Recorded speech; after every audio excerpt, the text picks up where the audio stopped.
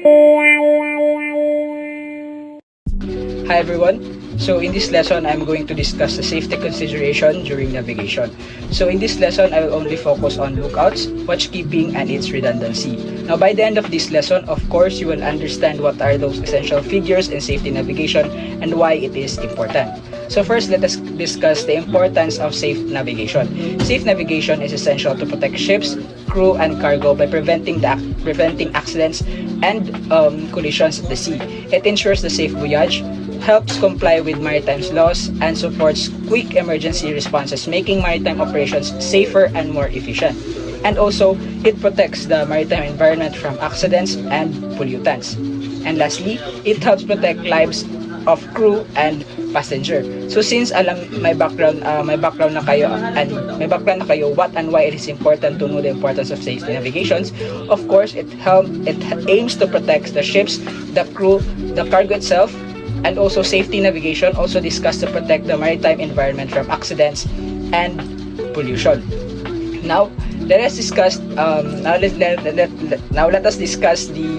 role of human vigilance and procedures. Human vigilance is crucial in maritime navigation to maintain situational awareness, to detect hazards early, and prevent accidents. Following strict procedures and watchkeeping rules ensures the crew members stay alert, use navigational tools efficiently, and communicate clearly, which together minimize the risk of human error and enhance overall safety at the sea. It is very important to stay vigilant at all times. Being careful and paying close attention is very important when a ship is sailing. When people on the ship follow rules and take turns on watching, they can spot dangers early and keep everyone safe. This helps stop accidents and make sure the trip goes smoothly. Then, as you can see here, there are three essential figures of safety navigation: the lookouts, watchkeeping, and redundancy on navigating safety.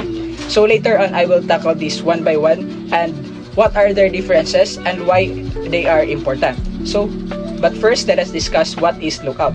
A lookout is a crew member stationed on the ship to maintain continuous watch by sight and hearing to identify and report any hazards or obstacles that could threaten the safe navigation.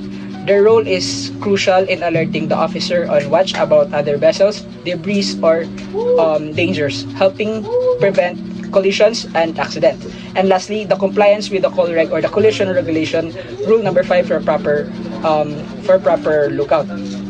So a lookout on the ship is a crew member who watches and listens carefully at all times to spot any dangers like other ships, floating objects, or anything that might hurt the ship.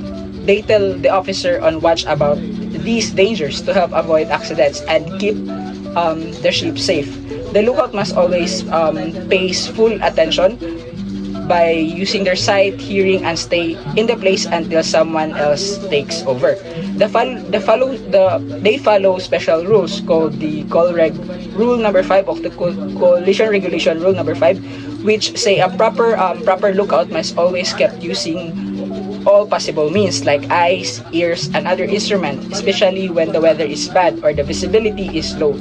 The lookout's job is very important because they help the ships avoid collisions, running aground, or other dangers by spotting risk early and reporting it quickly. So the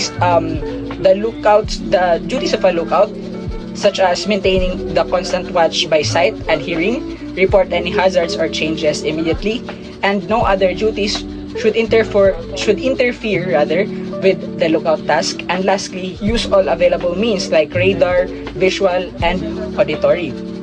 Then let's talk about what is watchkeeping. Watchkeeping is a continuous supervision and monitoring of a ship's navigation and surroundings, and carried out by designated officers or crew to ensure the safe operation. Its importance lies in preventing collisions, groundings, and accidents by maintaining the vigilance, operation, navigational instruments and following proper procedures during assigned watches, thereby ensuring the ship's safety and compliance with maritime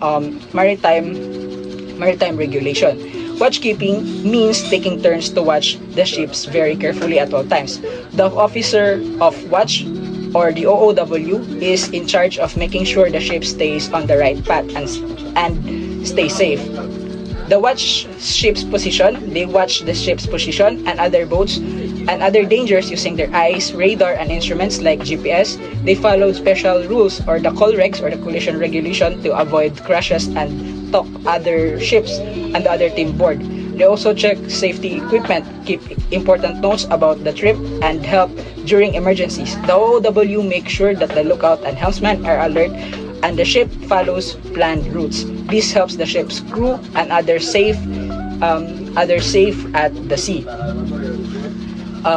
So these are the duties of a watchkeeper, the watchman. Watchkeeper rather.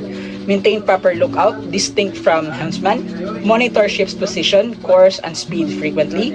Next is to use multiple navigational aids to cross-check position, and immediate action and communication if hazard is detected. And lastly is ensure watch composition if composition is qualified and rested.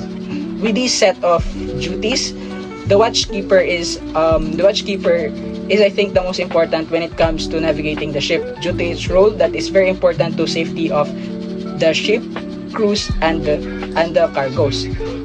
And lastly, what is redundancy in safe navigation?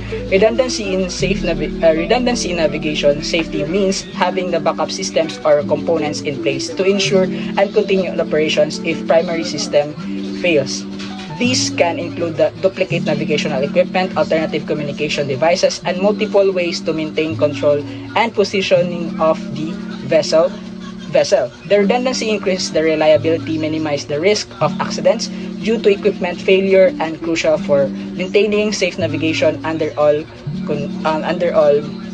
conditions. So redundancy in the ship navigation means having extra backup systems, so the ship can keep going safely. If one system breaks, for example, ship use two radars that work different radio waves. If one radar can see well in bad weather, the other still works. They also have two electric chart systems to show where the ship is. So if one fails, the other takes over. Ship use special compass that don't drift and combine the readings with GPS for more accurate directions.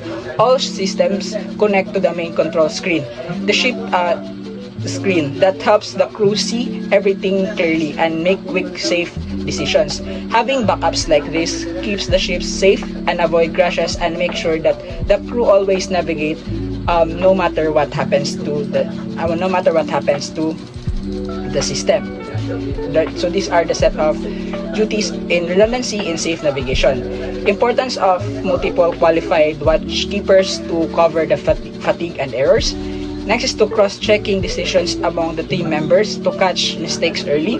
Next, using different navigational systems to minimize reliance on any single source. And lastly is backup procedures for emergency situations and handovers.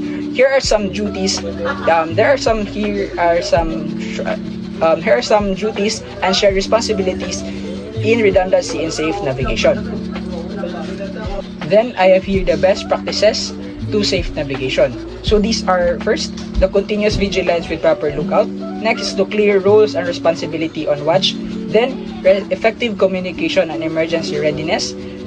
Then the systematic cross-checking and redundancy to prevent errors. And lastly is the compliance of international regulations and company policies. So that's all for my part, which entitled the safety considerations during navigations, specifically focusing on lookout, watchkeeping, and redundancy. And that's all for my part. Thank you.